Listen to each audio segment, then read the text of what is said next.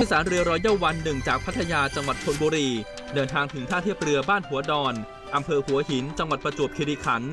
ก่อนโดยสารรถ2แถวเข้าสู่ตัวเมืองซึ่งถือเป็นเรือเฟอร์รี่พัทยาหัวหินเที่ยวแรกที่ไปถึงจุดหมายได้สำเร็จ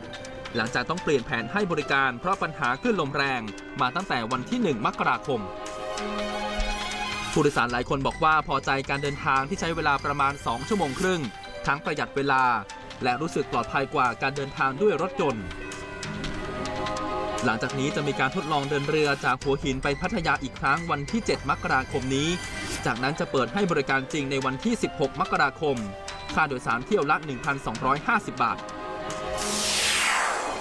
เกิดเหตุรถไฟตกรางที่สถานีรถไฟในย่านบรุกลินเมื่อรถไฟโดยสารสายลองไอแลนด์พุ่งชนที่ก้านชานชาลาหลังจากเข้าสู่สถานีส่งผลให้ตกรางและมีผู้โดยสารบาดเจ็บถึง103 คนขณะเกิดเหตุเป็นช่วงเวลาเร่งด่วนและผู้โดยสารหลายคนกำลังลุกจากที่นั่งเพื่อเตรียมตัวลงที่สถานีผู้ว่าการรัฐนิวยอร์กเปิดเผยว่ารถไฟขบวนนี้ไม่สามารถหยุดรถได้ทันและพุ่งชนที่ก้านชานชาลาด้วยความเร็วต่ำขณะที่มีรายงานว่าพนักงานขับรถไฟอาจจะต้องรับผิดชอบต่อเหตุที่เกิดขึ้น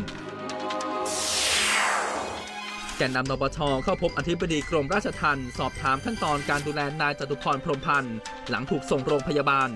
พร้อมกับเรียกร้องให้ปฏิบัติตามสิทธิที่นายจตุพรควรได้รับเนื่องจากคดียังไม่เป็นที่สิ้นสุดยืนยันว่าไม่ได้ร้องขอสิทธิพิเศษขณะที่อธิบดีกรมราชทัณฑ์ระบุว่านายจตุพรอาการดีขึ้นตามลำดับและเจ้าหน้าที่ต้องปฏิบัติต่อผู้ต้องขังอย่างเท่าเทียมไม่มีใครได้สิทธิพิเศษส่วนการรักษาพยาบาลผู้ต้องขังไม่สามารถส่งไปยังโรงพยาบาลภายนอกได้